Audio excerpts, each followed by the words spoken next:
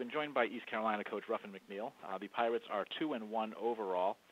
In action this past Saturday at Virginia Tech, East Carolina won the game 28-21. Up next for the Pirates will be this Saturday at home against North Carolina, 3:30 p.m. Eastern Time start. The game will be on ESPNU. And as we announced earlier on the call, cornerback Josh Hawkins is the American Athletic Conference Defensive Player of the Week, and quarterback Shane Carden and wide receiver Cam Worthy named to the weekly honor roll for the conference. Coach, thanks so much for joining us on the call. If you could take a minute to tie up the game against Virginia Tech, maybe a word or two about your honorees performance, and then what you expect to see as you return home to face North Carolina, please. Yes, sir. Saturday's game was a great win for our team, and I was very proud of our players and our coaching staff. They really just did a great job of being resilient. It was the first time that ECU had won at Virginia Tech. I didn't realize that since 1991. And when you hear facts like that, you can understand, how our fan base and Pirate Nation, is very proud of that win, and was very proud of it, and our team. And this game was a big game, of course, because it was a game after we had lost a tough one in Columbia. So to bounce back and then go on the road again, it was tough to see our kids resilient. We always talk and often talk about a commitment to our team and to the mission, and those just aren't buzzwords for us. Those are things that we demand of our players and coaches and myself, and those are the reasons for any success we have is their commitment to our team and mission. They believe in our system, our kids do, and they believe in each other, and that's what got the job done on Saturday, because there were times in the game where, you could have wavered, but no one did, and I was very proud of that. And we have a 24-hour rule that we put in place 5 years ago, and Operation Move On starts today. Really started last night. I was very proud of our offense. We started fast with 21 points there quickly. Challenged downfield, which we knew we had to because they were a great man-to-man defense, and we made some competitive plays at the wide receiver position, which you have to against a great defense like Virginia Tech. Made some real critical plays, I thought, when our backs were against the wall offensively. And then we averaged, again, 7 yards per play against a great defense, and that's, I thought was very, very good by our guys. We knew it was going to be a tough defense to go against. I thought defensively we swarmed and ran to the ball very well, and I thought we were very physical, which, again, we knew we had to be because of Virginia Tech and their presence on offense. And we did a great job of pressuring the quarterback and getting off the field on third down. And I thought we had some big plays. We call them mad plays, make a different plays. We had about 20 of those, tackle for losses, interceptions, those kind of things. We had about 20 total, which was good, and proud of that from our defense. And on special teams, our punter, his third start ever, and has done a great job for us. He averaged he's averaging 47.1 on punts, and right now he's ranked 6th in the country. So we need to continue that, be able to change field position.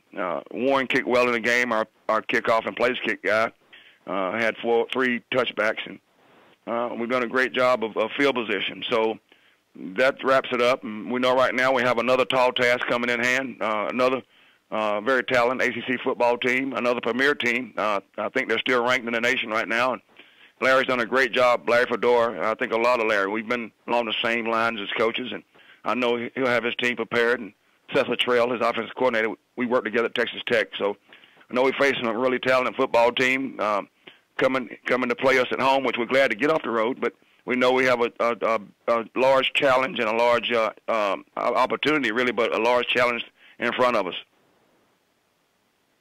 We'll take questions for Coach McNeill, please. Hit *1 on your telephone to join the queue. The operator will introduce you. And we have a question from Joey Johnson of Tampa Tribune. Coach, given the dynamics of college football these days, how important is a win like you just had on Saturday for the American Conference? Joey, nice to hear from you. It's great for our conference. I know we have a great commissioner and Mike Oresco and his staff. Scott Draper was at the game, and so for our conference, I thought it was great. And our conference is right in the line with what I mentioned earlier, Joey, as far as what we believe in is having a pride and a passion and tradition and a non-flinching type mentality. So it was very big for our conference and very, very big for our program. If I may follow up, as conference play kind of starts to get heated up around the league, as you look around based on what you've seen so far, what kind of league do you think this is going to be this year? How competitive will it be, and what kind of what kind of personality do you think it'll have? Joey, that's a great question. You know, I've been in it a long time. I don't know if you knew that.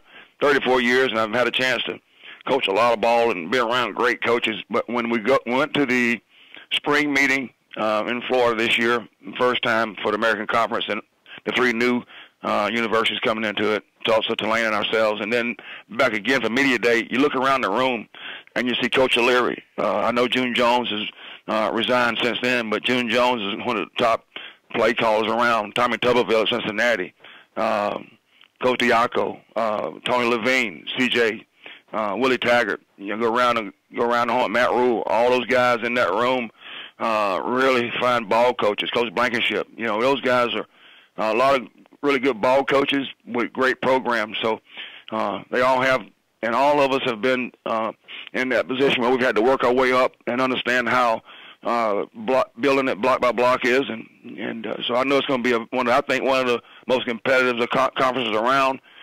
Each week you better have your A game and on as coaches and players in this league, because it'll be one of I think excitement. I think you'll see a lot of well-coached programs. I think you'll see a talent level of players as well, because those guys also recruit well. Thanks. Yeah, you're welcome.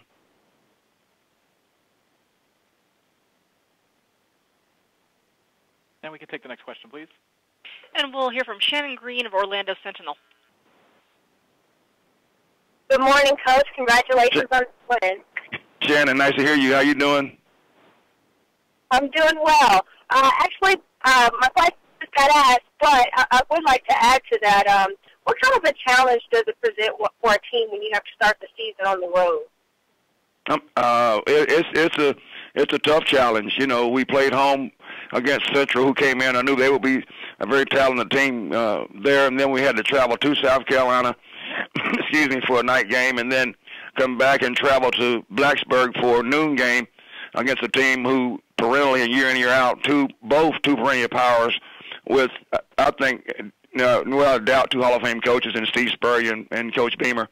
And then to be able to now come back home and face a team like UNC, Canada, with Coach Fedora, who's putting his stamp on that program. It's a great challenge. But you know, we look at it as a chance to gain experience and find out our strengths and weaknesses and anything that we need to continue to improve, whether it's a good thing or anything we found out we need to work on as far as a weakness or something that we can improve on that way too. So great test for our staff and great test for our players. All right, thanks, Coach. You're welcome.